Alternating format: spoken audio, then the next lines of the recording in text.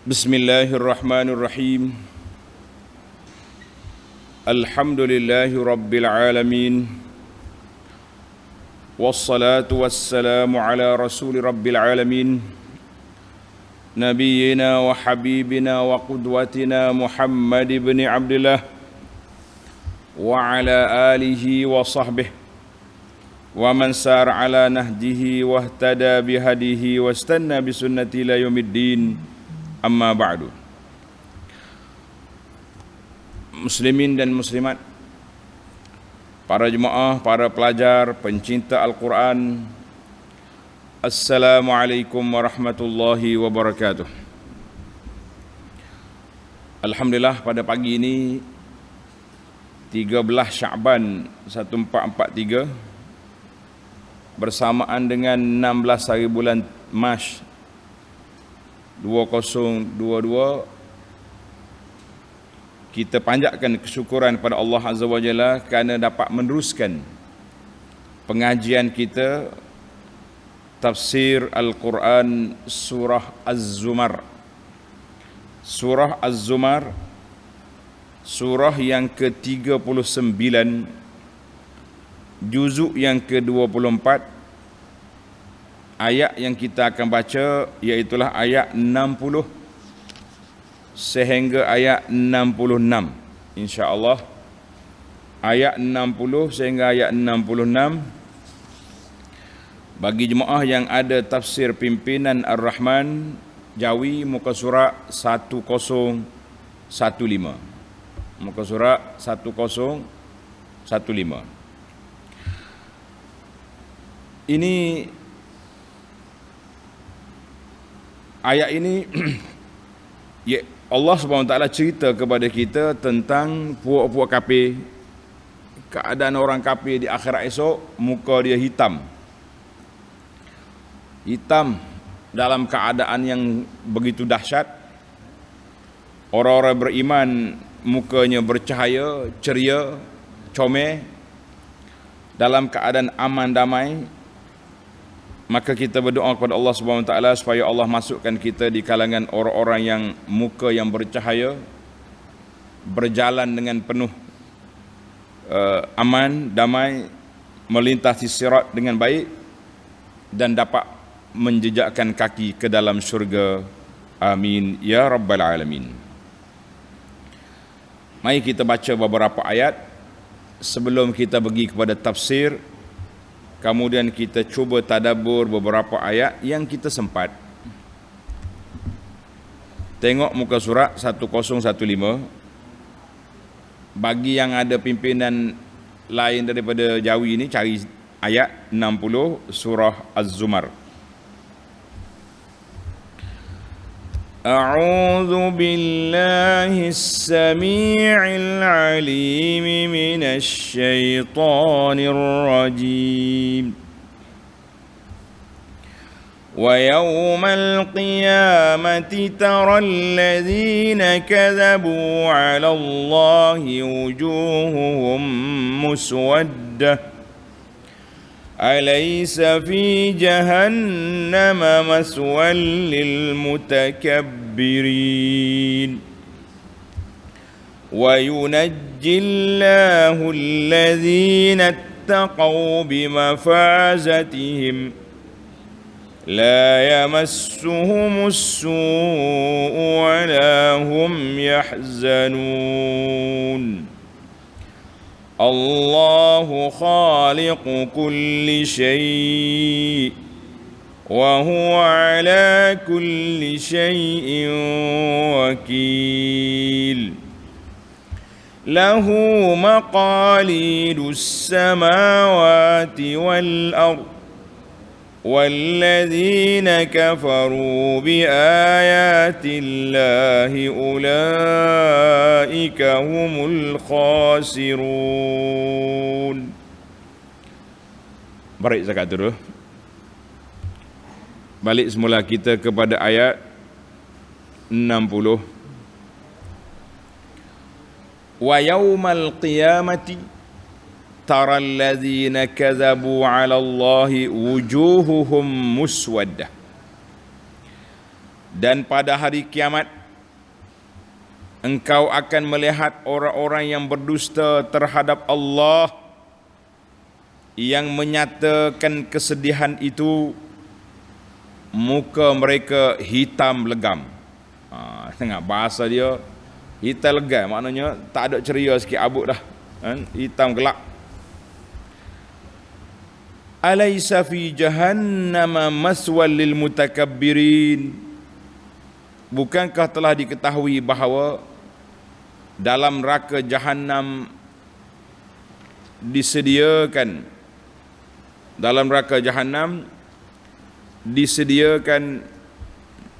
tempat tinggal bagi orang-orang yang sombong. Kita mengatakan itu adalah merupakan suatu janji yang Allah SWT sebut kepada orang-orang yang derhaka pada hari kiamat. Atas dunia ni bebaslah dia kan. Orang panggil atas dunia ni gedebel lah dia. Berjalan sana sini. Tapi di akhirat esok apa akan jadi dengan puak-puak ni?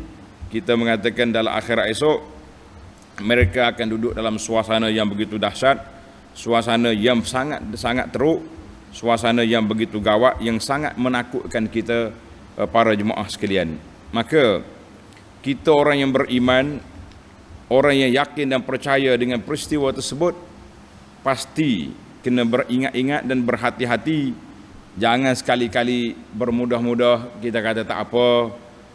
Nanti sekejap ya, macam sebahagian daripada puak kafir itu, dia kata kalau masuk neraka pun sehari dua ya. Dia ingat ke neraka ni macam pusat kuarantin. Orang balik daripada musafir, balik daripada umrah, haji, begitu saja. La, tuan-tuan dan puan-puan, kita kena ingat neraka ni satu tempat yang cukup dahsyat, satu tempat yang sangat menakutkan kita. Sebab apa? Sebab azab dia terlalu dahsyat. Baik, munasabatul ayah, susunan ayat. Allah Subhanahu Wa Taala sebut dalam ayat-ayat yang lepas, dalam siri yang lepas, kita kena ingat balik, iaitulah Allah sebut kata-kata penyesalan puak kafir. Sesal dia di akhirat. Atas dunia mereka tak menyesal sebab belum lagi sampai kepada mereka azab. Maka dia relax, dia tenang, dia tak ada apa-apa. Tapi di akhirat esoklah akan timbul kata-kata penyesalan. Tengok ayat 56, antaqula nafsu ya hasrata, celaka, ruginya aku. Penyesalan yang tidak berfaedah, ataupun dia panggil penyesalan yang tidak berguna, tak ada faedah. Orang Kelantan kata faedah apa sesal pada saat itu. Maka pada hari kiamat Allah sebut wa yaumal qiyamati, mu akan tengok puak-puak kafir itu. Kafir mana? Dalam ayat kata alladzina kadzabu 'ala Allah, yang mendustakan, yang berdusta terhadap Allah Azza wa Jalla. Apa dia keperkataan dusta terhadap Allah? Apa dia? Tanda ni pelajar-pelajar, mereka mendakwa Tuhan ada anak, Tuhan ada bini, Tuhan ada anak dia malaikat, anak perempuan. Itu semua dakwaan bohong, dakwaan palsu yang tidak diajar oleh Allah Azza wa Jalla. Maka puak-puak ni di akhirat esok apa jadi? Muka dia hitam legam, muka dia gelak gelemak, muka dia tak ceria langsung. Sebab apa tak ceria? Sebab mereka dalam keadaan huru-hara yang begitu dahsyat. Allahu Akbar. Ayat ini sama dengan satu lagi ayat, pelajar-pelajar tanda, ayat surah Ali Imran ayat 106. Surah Ali Imran ayat 106, iaitu yauma tabyaddu wujuhun wa taswaddu wujuh. Pada hari muka yang bercahaya dan pada hari muka yang gelap. Kemudian Allah detailkan dalam ayat 106 ini, fa ammal ladzina suwaddat wujuhum, orang yang mukanya hitam, akafartum ba'da imanikum, kamu kufur setelah kamu beriman, ila akhiril ayat. Maka di akhir ayat 60 ni Allah tanya, Alaysa fi jahannama maswal lil mutakabbirin. Bukankah telah diketahui bahawa dalam neraka Jahannam disediakan tempat tinggal bagi orang-orang yang sombong takabur. Na'udzubillah. Orang yang sombong takabur, tempat duduk dia mana para jemaah sekalian? Dalam neraka. Sebab itulah sombong ni satu sifat yang cukup dahsyat. Jangan sekali-kali kita berlaku sombong terhadap manusia. Apalagi kalau sombong kepada Allah Azza wa Jalla, kita kata ini sangat-sangat dahsyat. Sebab itu dalam hadis Nabi sallallahu alaihi wasallam, tanda hadis ini.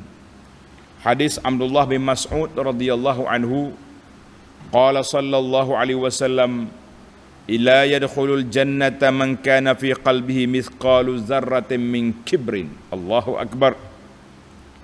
Tidak akan masuk syurga mereka yang ada dalam hatinya sekelumit besar zarah daripada sifat sombong. Jadi bila dengar macam ni, sahabat-sahabat bimbang, cemas, takut, gerun ada belaka. Sahabat-sahabat ni hati dia lembut. Jadi dia takut, dia gerun. Dia kata apa? Ya Rasulullah, innar rajula yuhibbu an yakuna thawbu hasanan. Kita ni suka kalaulah pakaian kita cantik, kasut kita lawa. Macam mana? Adakah itu sombong? Qala sallallahu alaihi wasallam, Nabi kita bersabda, innallaha jamilun yuhibbul jamal. Allah Ta'ala tu jamil, dia suka benda-benda yang baik, yang indah, yang comel. Kalau nak pakai baju lawa, pakai kasut comel, piuh comel, tak ada masalah. Yang masalahnya sombong. Maka Nabi mendefinisikan makna sombong yang masuk neraka itu apa dia? Ini tanda tuan-tuan, ini makna sombong yang cukup berbahaya. Al-kibru batarul haqq wa ghamtun nas. Sombong itu menolak kebenaran dan menghina orang lain. Tulis hadis ni rawahu Muslim, hadis riwayat Muslim.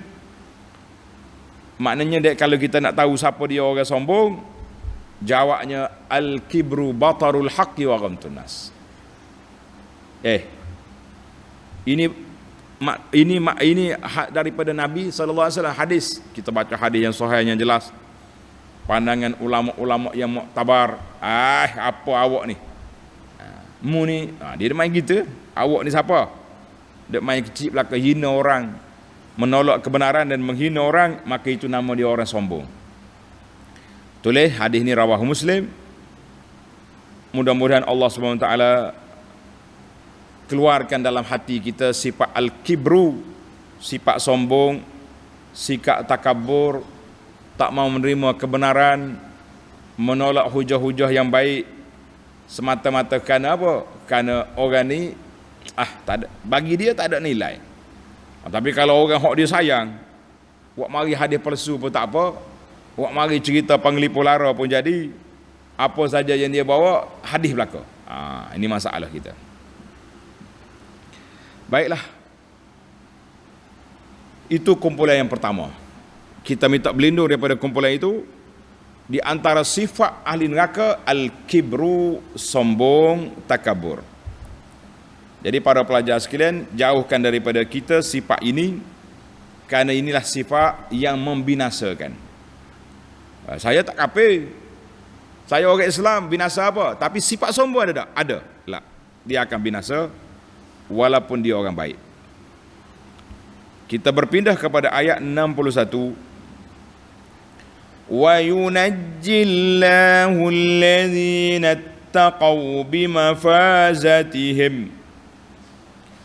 Dan sebaliknya Allah akan menyelamatkan orang-orang yang bertakwa, yang menjauhkan diri dari perbuatan syirik dan maksiat, yang mengosongkan hatinya daripada sifat takabur, barulah jadi orang bertakwa. Nak jadi orang bertakwa macam mana?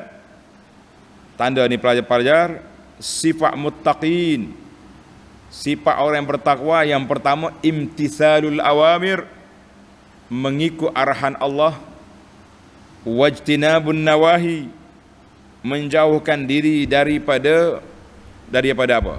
Daripada segala bentuk larangan. Bentuk larangan, jauhkan diri.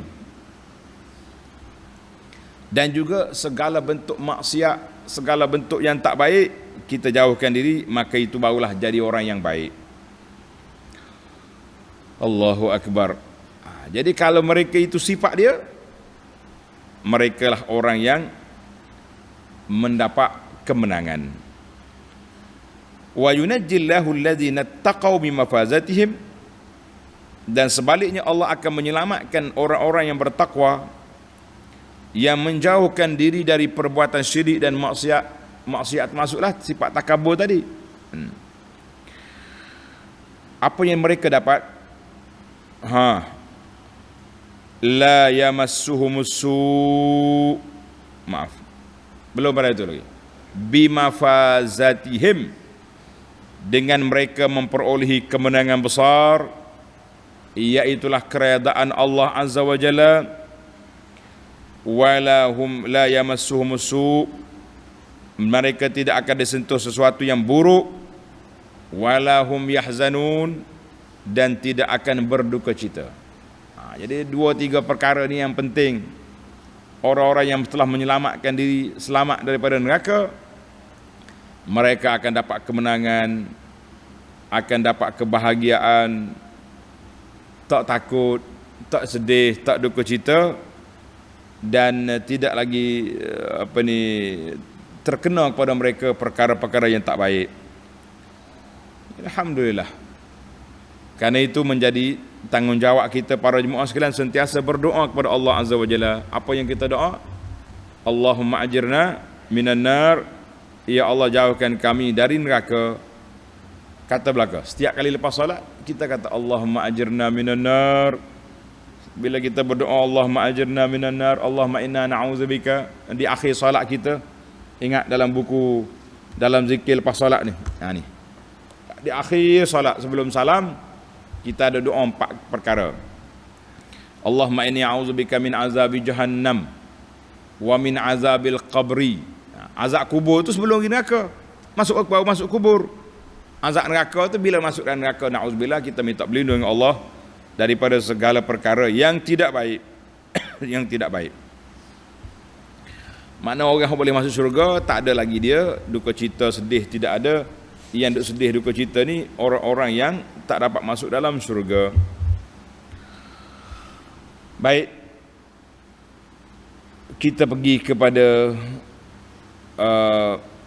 ayat 62. Allahu khaliqu kulli syai'in wa huwa ala kulli syai'in wakil. Allah yang menciptakan tiap-tiap sesuatu, dan dialah yang mentadbirkan serta menguasai segala-galanya. Allah yang menciptakan sesuatu. Segala benda kita ni di bawah kuasa Allah Azza wa Jalla.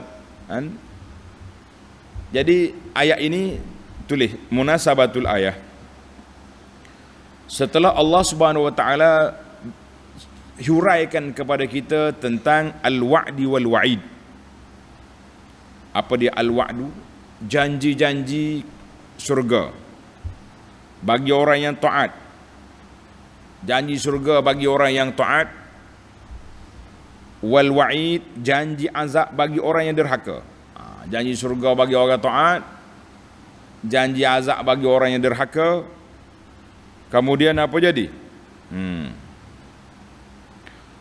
Al-wa'du wal wa'id ada ila dalailil ilahiyati wat tauhid. Ayat kita ni, ayat 62 ni, Allah mari balik semula menyatakan dalil-dalil ketuhanan, dalil-dalil tauhid kepada Allah Azza wa Jalla, supaya kita sedar, supaya kita ingat bahawa kita ini duduk dalam suasana yang mana?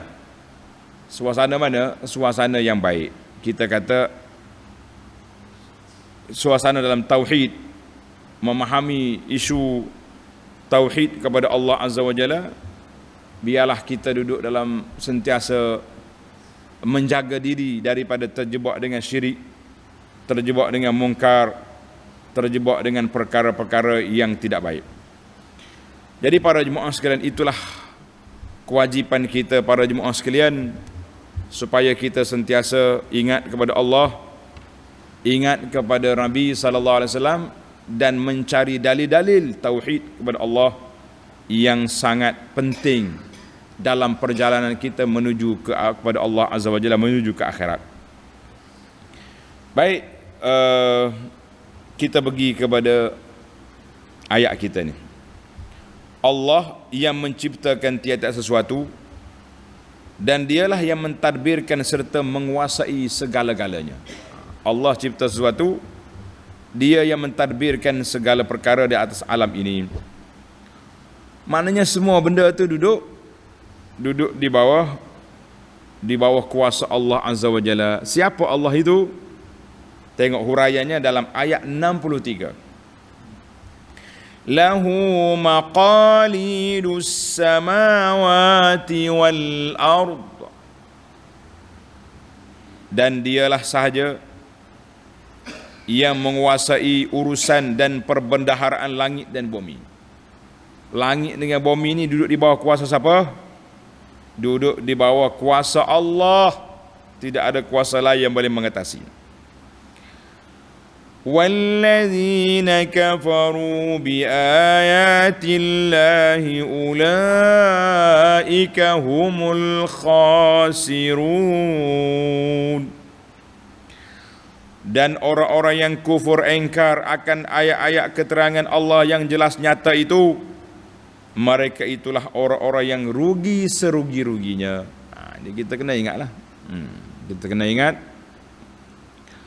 Maknanya Allah SWT sebut kepada kita di dalam ayat ini, Allah yang menciptakan segala-segala perkara. Semua benda atas dunia ini duduk di bawah kuasa Allah Azza wa Jalla. Nak cerah, nak malam, hujan, tak hujan, banjir, kemarau, semua itu duduk di bawah kuasa Allah Azza wa Jalla. Tidak ada siapa yang boleh mempertikaikan. Tapi puak kafir tetap rugi. Sebab apa dia rugi? Sebab apa? Sebab Allah Ta'ala bawa kepada kita dalil-dalil, tanda-tanda sudah dibawa.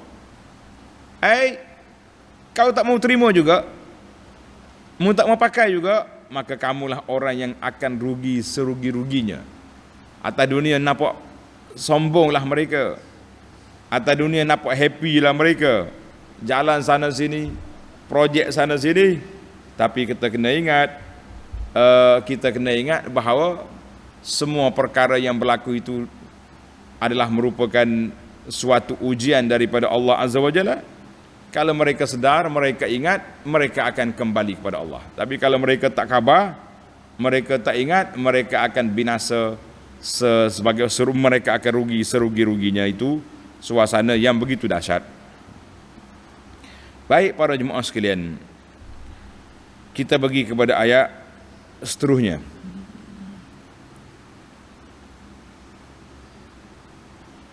Ayat 64.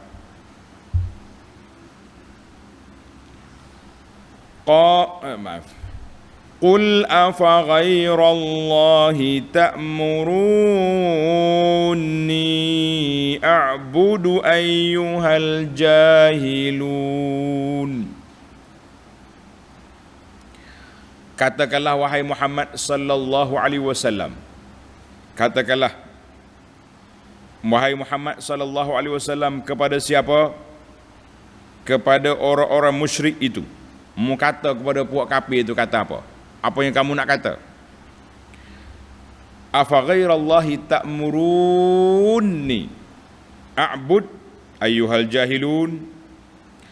Sesungguhnya jelas dalil-dalil keesaan Allah yang demikian, patutkah kamu? Dalil-dalil kuasa Allah Ta'ala jelas. Tiba-tiba kamu nak suruh aku menyembah atau memuja yang lain dari Allah, wahai orang-orang yang jahil, maknanya ada kalanya Allah Subhanahu Wa Taala ajak kepada Nabi sallallahu alaihi wasallam supaya bertegas. Qul ya Muhammad sallallahu alaihi wasallam. Muhammad sallallahu alaihi wasallam kepada puak kafir Quraisy. Mu kata kepada puak masa itulah zaman itu kan zaman Nabi zaman Quraisy. Qul ya Muhammad li musyriki Quraisy atamurunani, mu nak suruh aku beribadat lain pada Allah.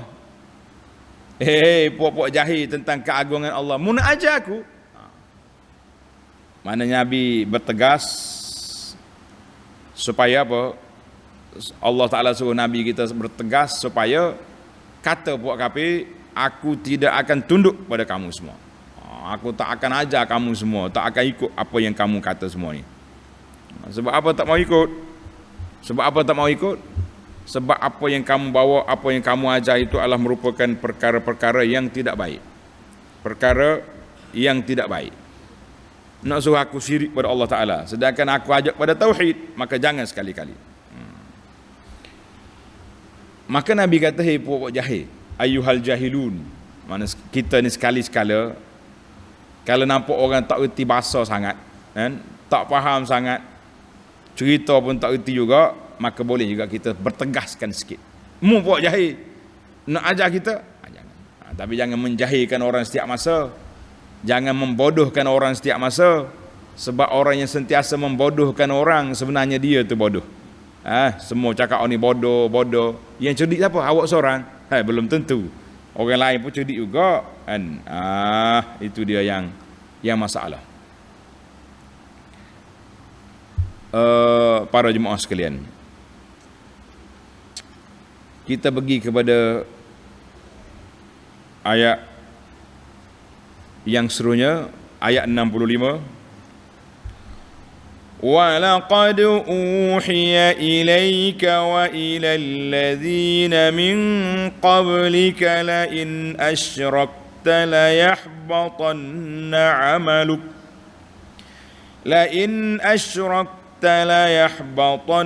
عَمَلُكَ وَلَتَكُونَنَّ مِنَ الْخَاسِرِينَ. Dan sesungguhnya telah diwahyukan kepadamu wahai Muhammad sallallahu alaihi wasallam, dan kepada nabi-nabi yang terdahulu. Dengar ni para jemaah sekalian, nabi kita, nabi-nabi dulu dakwah dia satu je. Dakwah nabi hanya satu. Apa dia? Dakwah kepada tauhid. Sedikit perbezaan dari sudut perundangan syariat. Ada yang nabi ni haram, yang ni nabi lain tak haram benda tu, mengikut keadaan.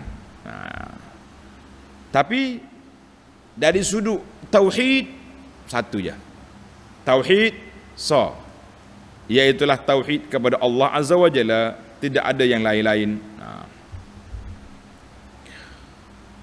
Dan sesungguhnya telah diwahyukan kepadamu wahai Muhammad sallallahu alaihi wasallam, dan kepada nabi-nabi yang terdahulu daripadamu. Apa dia wahyu? La in asyrakta la yahbatanna amaluk. Sesungguhnya jika engkau dan pengikut-pengikutmu, na'udzubillah, mempersekutukan sesuatu yang lain dengan Allah, nascaya akan tetap gugur amalmu. Gugur amalan kita tu gugur. Jangan duk main-main. Syirik ni satu benda yang besar.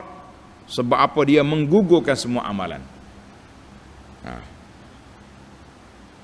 Dan engkau akan tetap menjadi dari orang-orang yang rugi, sebagaimana firman Allah Ta'ala, innallaha la yaghfiru an yushraka bih wa yaghfiru ma duna zalika liman yasha. Allah Ta'ala tidak maaf, tidak ampun kepada mana-mana orang yang melakukan syirik terhadap Allah Azza wa Jalla. Syirik Tuhan tak ampun. Dosa lain diampunkan. Dosa lain diampunkan, kecuali dosa syirik tidak diampunkan. Habis kalau orang syirik macam mana? Dia kena taubat. Masuk Islam balik. Tinggalkan perbuatan syirik. Bagi orang yang sudah Islam, berhati-hati tuan-tuan dan puan-puan, jangan sekali-kali kamu melakukan syirik terhadap Allah Azza wa Jalla. Hei, mana ada kita orang Islam buat syirik? Hati-hati tuan-tuan, cakap jangan sombong. Duk percaya ke tok bomo, tok dukun, duduk percaya ke tok keramat, percaya kepada orang mati boleh beri kuasa. Ini perbuatan-perbuatan yang boleh mengundang kepada perkara yang tersebut. Karena itulah Islam menyekak pintu-pintu yang boleh membawa kepada kesyirikan. Jangan duk main. Kita ni, saya orang Islam takkan nak sembah berhala. Siapa dia cakap dengan awak sembah berhala je syirik? Pergi buat pemujaan kepada benda-benda lain, termasuk dalam perbuatan syirik yang cukup berbahaya. Maka menjadi tanggungjawab para ulama, para pendakwah, penguasa-penguasa agama menjaga agama ini daripada dipermain-mainkan orang. Hari ini kita nampak sudah ada kelonggaran. Dulu fatwa mengatakan ajaran-ajaran ini sesat dengan sebab hujah-hujah yang nyata. Tapi bila kita penguasa tu lemah, mari orang gogek sikit, mari orang kosek sikit, bongkar balik. Fatwa dulu keras, fatwa sekarang lebih lunak. Jadi yang haram dulu di tempat yang sama telah ditukar menjadi harus dengan dobit-dobit, tidak bercanggah, tak bercanggah. Benda yang sama, amalan yang sama. Sebab apa? Apabila orang tu dah lemah, mari orang lain yang tunjuk kuasa dia, kita mula goyah. Kata di sebahagian ahli-ahli Facebook, dah mudah koyak. Jadi bila penguasa tu lemah, dia akan koyak dengan serangan-serangan yang dimai kepada dia. Itulah suasana yang ada pada kita sekarang. Baik para jemaah sekalian, nak jaga akidah umat menjadi kewajipan kepada para penguasa agama. Jaga akidah umat ini daripada dirempuh masuk dengan perkara-perkara yang tidak baik, dirempuh masuk dengan perbuatan-perbuatan yang tidak sopan. Jadi hati-hati kita. Baik, kita pergi kepada ayat yang terakhir. Balillaha fa'bud wa kum minasyakirin. Dan janganlah menyembah yang lain dari Allah. Bahkan apabila beribadat, maka hendaklah engkau menyembah Allah semata-mata. Jangan duk campur dengan benda lain. Nak berdoa kepada Allah, kenapa duk minta pergi jalan sana sini? Kenapa? Minta dengan Allah. Wa iza sta'anta fasta'in billah, wa iza sa'alta fas'alillah. Bila minta dengan Allah, minta pertolongan dengan Allah. Jangan duduk minta benda-benda yang karu. Benda khilaf tu kenapa? Kalau yang ada tak khilaf, kenapa nak cari benda khilaf? Maka janganlah menyembah lain dari Allah. Bahkan apabila beribadat, maka hendaklah engkau menyembah Allah semata-mata. Dan hendaklah engkau menjadi dari orang-orang yang bersyukur. Kita hari ini kita nak jadi orang bersyukur. Mudah ke senang? Jawabnya syukur itu bukanlah satu benda yang mudah. Kata dengan lidah mudah. Syukur, saya ni syukur. Saya ni orang yang baik. Tapi waktu pelaksanaan tu betul ke tidak, kita tu seorang hamba yang bersyukur kepada Allah Azza wa Jalla. Syukur ni bukan dengan mulut saja. Yang mulut tu tak apalah, kita kata alhamdulillah, itu salah tanda-tanda kita syukur. Tanda kita syukur. Tapi yang syukur betul-betulnya macam mana? Yang syukur macam mana? Aisyah radhiyallahu anha, tanda ni pelajar-pelajar. Aisyah ni isteri Nabi, zaujun Nabi sallallahu alaihi wasallam. Dia menceritakan kepada kita, kana Rasulullah sallallahu alaihi wasallam idza shalla qama hatta tafattara rijlahu. Allahu akbar. Nabi kita ni bila dia solat, dia berdiri sampai bengkak kaki. Qalat Aisyah mari tanya Nabi sallallahu alaihi wasallam, dia kata, ya Rasulullah, Ya Rasulullah, kenapa Rasulullah buat macam ni? Berdiri sampai bengkak kaki ni kenapa? Wa qad ghufira laka ma taqaddama min zambika wa ma ta'akhkhar. Sedangkan Nabi sallallahu alaihi wasallam telah diberi keampunan oleh Allah telah diberi keampunan oleh Allah Azza wa Jalla. Tak ada dosa Nabi kita ni. Dosa tidak ada, tapi berdiri sampai bengkak kaki itu kenapa? Maka Nabi sallallahu alaihi wasallam beri jawapan, ya Aisyah. Tulis pelajar. Ya Aisyah tu, afala akunu abdan syakura. Allahu akbar. Aisyah, Nabi kata, tak patutkah aku menjadi seorang hamba yang bersyukur? Seorang hamba yang bersyukur. Tak patutkah tidak? Maknanya tanda kita syukur, iaitulah kita beramal dengan apa yang diajar oleh Allah Azza wa Jalla. Itu tanda orang yang bersyukur. Jadi tuan-tuan dan puan-puan, kalau kita nak jadi orang bersyukur, marilah kita beramal.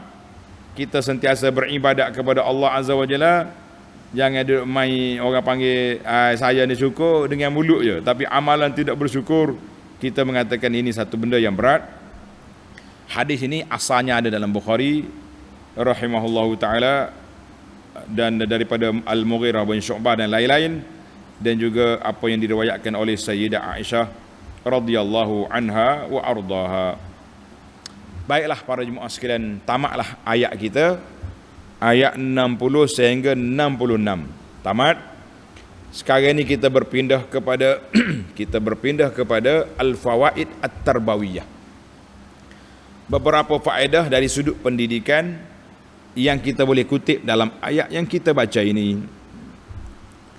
Tuan-tuan tengok, pelajar. Ayat alaysa fi jahannama maswal lil mutakabbirin. Tengok ayat yang 60 tu. Pada hari kiamat mu tengok orang kafir mukanya hitam. Bukankah dalam neraka Jahannam tu tempat duduk bagi orang mutakabbirin, orang yang sombong takabur. Tulis. Faedah yang pertama ini, at-tahzir minat takabur. Amaran keras daripada sifat takabur. Wa anna uqubatal mutakabbirin,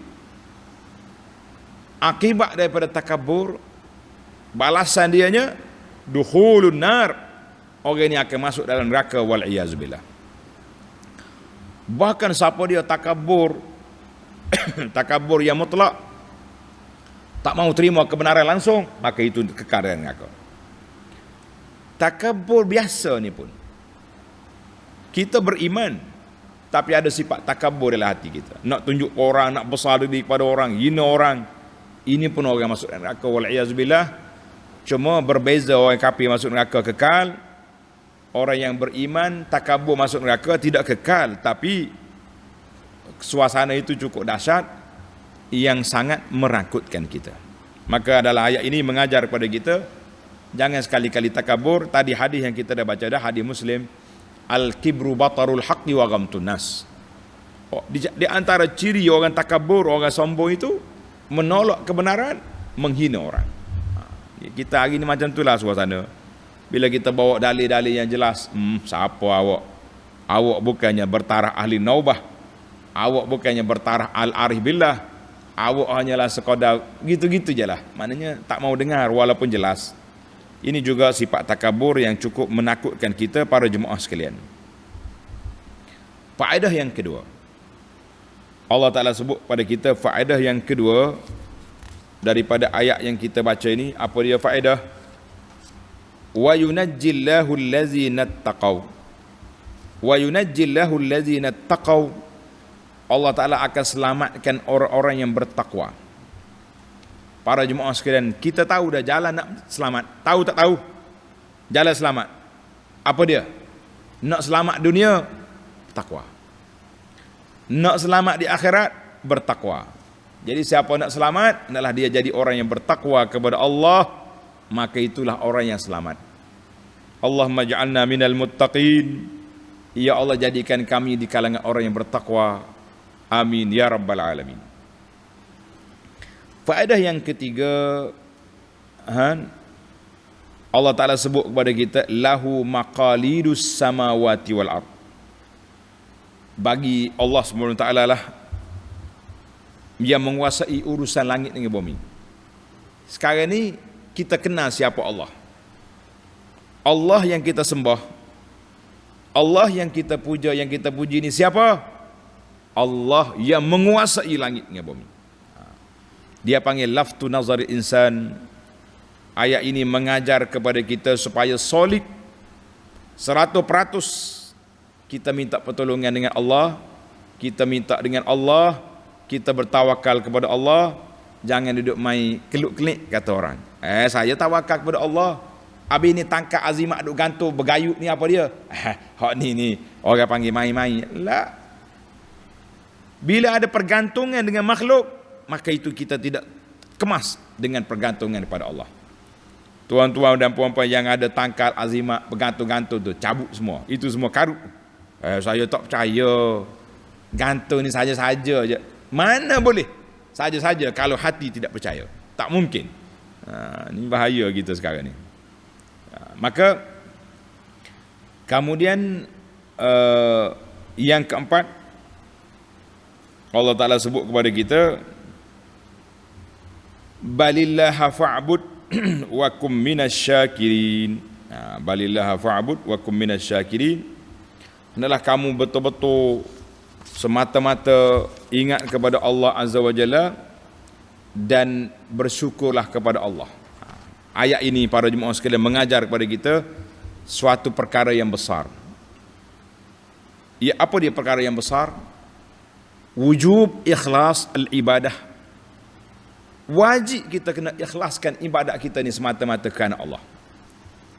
Wal ikhlasu lillah. Ikhlas itulah sebagai satu daripada jalan syukur pada Allah. Nak syukur kena ikhlas. Nak syukur kena ikhlas. Kerana itu Allah kata balillaha fa'bud wa kum minasyakirin. Mu sembah Allah, mu syukur. Jadi kalau kita kata saya sembah Allah tapi tidak syukur pada Allah Ta'ala, apa dia benda ni? Itu orang panggil celaru macam tu. Maka syukur itu, tanda para pelajar, syukur itu di atas dua nikmat. Nikmat yang dunia, nikmat untuk akhirat. Nikmat dunia ni kita sehat, rezeki kita luas, kita ada kedudukan pangkat, tak ada masalah. Nikmat dunia, Allah buka kepada kita pintu hati kita, suka beribadat, tauhid kepada Allah, tawakal pada Allah, jauhkan daripada benda syirik dan khurafat, benda-benda mungkar, benda-benda bid'ah, kita jauhkan diri, maka itu dia panggil dalam sudut dunia, agamanya. Agama, dunia, rezeki luas, anak-anak pentenang, aman damai. Akhirat, Masya Allah, azan je ada di masjid. Ada kuliah tadabbur, kita ikut. Tangan tu duduk pergi zikir, subhanallah, alhamdulillah. Mulut basah dengan zikir, bukan malas dengan duduk mengumpat orang. Kita kata alhamdulillah. Semua tu taufik daripada Allah Azza wa Jalla. Tanda kita syukur, ikhlas dan syukur. Kemudian yang kelima, yang terakhir yang kita kena besarkan dalam perbincangan kita di sini, iaitu ayat la in asyrakta la yahbatanna amaluk. Siapa dia syirik, batalah segala amalan dia.